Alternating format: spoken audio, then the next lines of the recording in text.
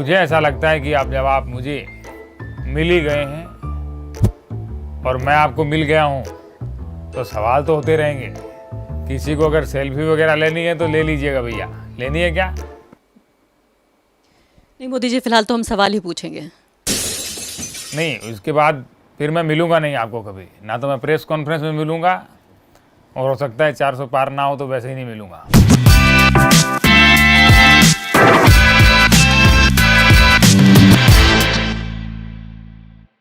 नमस्ते जी। पिछले 10 सालों से आप सबका इंतज़ार था कि ऐसा मौका कब आएगा कि मोदी प्रेस कॉन्फ्रेंस करेगा। आज आप सब यहाँ पहुँचे हैं। मुझे बेहद खुशी तो नहीं है, लेकिन फिर भी आपको बताइए आपको कैसा लग रहा है। बहुत बहुत शुक्रिया मोदी जी। हालांकि सवाल पूछना तो हमारा काम है। सबसे पहला सवाल तो आपसे यही है कि 10 साल से आप देश के प्रधानमंत्री रहे। आप दुनिया के, भारत के ऐसे प्रधानमंत्री बन गए जिन्होंने इतिहास रच दिया। 10 साल से आपने प्रेस कॉन्फ्रेंस नहीं की।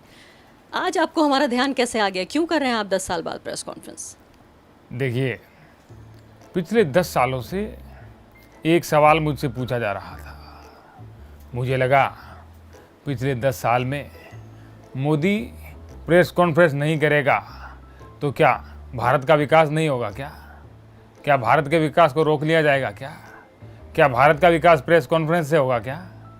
ये बहुत सारे सवाल मुझसे पूछे जा रहे थे और इसलिए मैं एक ही बात कहूँगा कि मोदी पिछले 10 साल से भारत के हर एक नागरिक का, हर एक वासी का विकास करने में लगा हुआ था।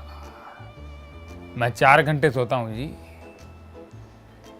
जब उठता हूँ तो बहुत सारे काम ऐसे रहते हैं जो मुझे देश के हित के लिए करने होते हैं। मैं ज़रूरी नहीं समझता कि प्रेस कॉन्फ्रेंस करने से कोई देश हित का कार्य होगा। आपके काल में ही पत्रकारों पर हमला हुआ है। आप प्रेस की आज़ादी को देखिए। हमारा जो इंडेक्स था प्रेस फ्रीडम का, वो कितना नीचे गिर गया है। पूरे न्यूज़ ऑर्गेनाइजेशंस पर आपने आतंक निरोधी कानून लगा दिया है। पत्रकार जेल में हैं। जो पत्रकार सवाल पूछ रहे हैं उन पत्रकारों को जेल में डाला जा रहा है, धमकाया जा रहा है। ये सब क्यों कर रहे हैं आप? प्रेस की आज़ादी पर हमला। हमने इतने समय में एक चीज़ तो ये देख ली कि कौन से पत्रकार असली हैं, कौन से नकली हैं। हमने जब भी वार्तालाप किया, आमने सामने बैठ करके किया है, हर पत्रकार ने कठिन से कठिन हर प्रकार के सवाल को पूछा है। क्या वो असली पत्रकार नहीं थे क्या, जिनसे मेरी वार्तालाप हुई और उन्होंने मुझसे पूछा कि आप बटुआ लेकर के घूमते हो कि नहीं घूमते हो? आप कितने बजे सोते हो, कितने बजे उठते हो, थकते नहीं है क्या? ये ऐसे सवाल आज तक पूछे नहीं गए थे। इन सवालों के लिए जो हिम्मत चाहिए वो क्या आप लोगों में है क्या?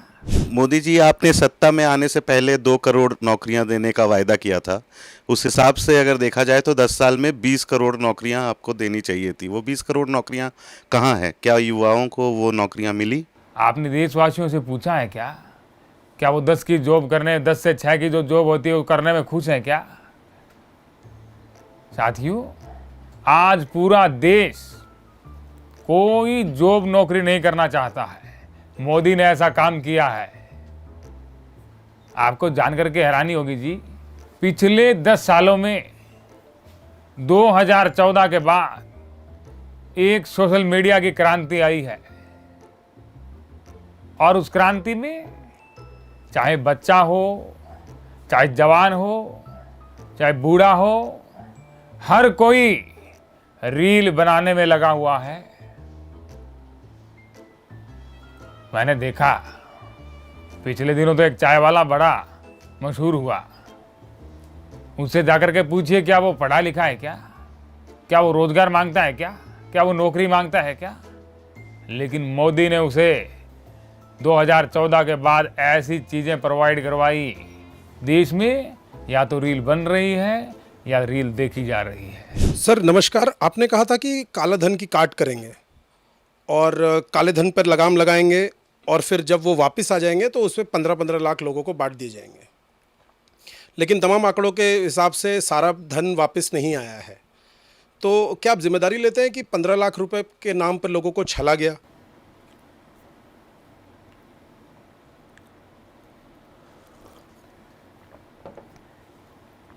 देखिए, ऐसा है, कैमरा चल रहा है क्या? बंद कर दीजिए थोड़ा इसको। ये वैसे ही वार्तालाप करते हैं। क्या मैं आपको 15-15 लाख अभी दे दूं तो क्या ये बीच में सवाल डिलीट हो सकता है क्या? ये आगे ना पूछा जाए? ऐसे आपको अगर ऐसे चाहिए तो मैं कर देता हूँ। ये थोड़ा सा सवाल बहुत पुराना सवाल है और इससे बहुत पीड़ा भी होती है। मोदी जी, आपकी पार्टी और आपके नेता और खुद आप लगातार कहते रहते हैं कि आप लोग देश को विश्व गुरु बनाएंगे। ये विश्व गुरु का कॉन्सेप्ट क्या है और आप कैसे साबित करोगे कि भारत विश्व गुरु बन गया है? ये हुआ ना सवाल। देखिए, अभी मोदी आपको बताएगा विश्व गुरु कैसे बना भारत। मोदी ने जिस दिन मैं प्रधान सेवक बना उसी दिन मैंने ये ठान लिया था कि भारत को विश्व गुरु बनाना है।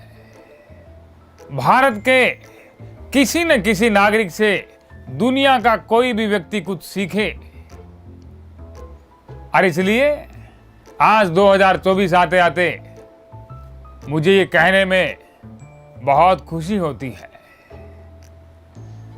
पिछले कुछ सालों पहले मेरे मित्र बराक ने मुझे कहा था कि मोदी तू तो बहुत काम करता है रे, तू तो विश्व गुरु बना करके ही दम लेगा। और आज जब बिल भारत आया, बिल गेट्स की बात कर रहा हूं, मेरा तो पुराना यार है। बिल जब भारत आया था तो मैंने बिल को बताया था कि बिल, अगर इस समय में जीना है, अगर इस समय में उठ खड़ना है, अगर इस समय में चर्चा का विषय बनना है तो एक मैं तुम्हें सिखाता हूं। बिल ने बड़ी हैरानी से पूछा कि मोदी ऐसा क्या है जो तू मुझे सिखाएगा? मैंने कहा वो एक चाय वाला बहुत मशहूर है। बिल बोला तुमसे भी मशहूर है क्या? मैंने कहा वो बहुत मशहूर है। बिल जब जाकर के उसके साथ वीडियो बनाई, बिल के सारे रिकॉर्ड टूट गए और बिल ने कहा मोदी तूने हमें बहुत अच्छा सिखाया है। और बिल कोई छोटा व्यक्ति नहीं है जी, पूरे विश्व में भारत का डंका बजा और आज गर्व के साथ हम कह सकते हैं कि पूरी दुनिया को हमने सिखाया है कि किस प्रकार से वर्तमान में जिया जा सकता है, किस प्रकार से रीलें बनाई जा सकती है, किस प्रकार से वीडियो बना करके चर्चित रहा जा सकता है।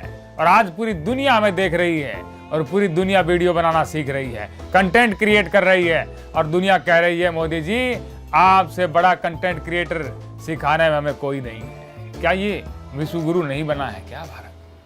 मोदी जी, ये बताइए कि विश्व गुरु की बात तो चलिए, आपने जो भी जवाब दिया वो दिया कि हम रीलों के विश्व गुरु बन गए हैं। लेकिन ये बताइए कि आप जब आए थे सत्ता में, आप कांग्रेस पार्टी के भ्रष्टाचार से मुक्ति दिलाना चाहते थे, गरीब लोगों को आप अमीर बनाना चाहते थे। आपने कहा हवाई चप्पल पहनने वाला हवाई जहाज़ में उड़ेगा।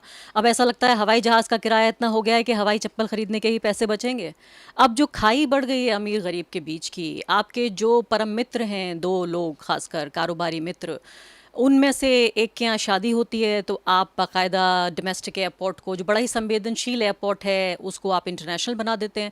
हद तो ये हो गई मोदी जी, ऐसा भारत के इतिहास में कभी नहीं हुआ कि आपने एयरफोर्स के लोगों को वहाँ बिल्कुल कर्मचारियों की तरह लगा दिया एक कारोबारी की शादी में। जब मैं ऐसे सवाल सुनता हूँ, ऐसी बातें सुनता हूँ तो मुझे बहुत पीड़ा होती है। मोदी जिस दिन पूरे देश का प्रधानमंत्री बना उसी दिन मैंने कहा था वसुधैव कुटुंबकम, पूरा देश हमारा परिवार है, हर देश का वासी हमारा परिवार का हिस्सा है। तो क्या अगर परिवार के किसी व्यक्ति की शादी हो तो उसमें क्या परिवार के सारे सदस्य कार्य नहीं करेंगे क्या? मुझे आपसे जरा जवाब चाहिए जी। क्या आपके घर में शादी होगी तो क्या परिवार अलग से बैठेगा क्या?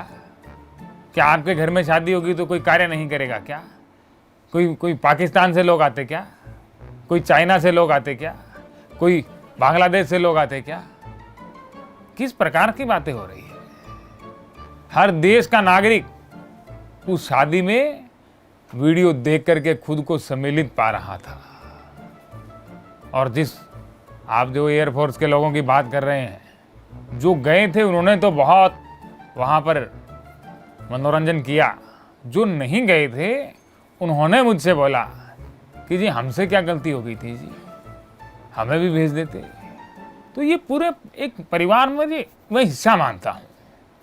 मोदी जी, आप राष्ट्रवाद पर लोगों से वोट मांगते नज़र आते हैं हमेशा ही, लेकिन हम देख रहे हैं कि जो चीन है वो लगातार अपना अतिक्रमण बढ़ाता जा रहा है। अक्षाई चीन क्षेत्र हो, अरुणाचल प्रदेश हो या दक्षिण जो चीन सागर है, उसे वो अपने क्षेत्र में शामिल करके एक नक्शा तक उसने जारी कर दिया आधिकारिक तौर पर, और आपकी सरकार सिर्फ लाल आंखें दिखाती रह गई। इस पर आप क्या कहेंगे?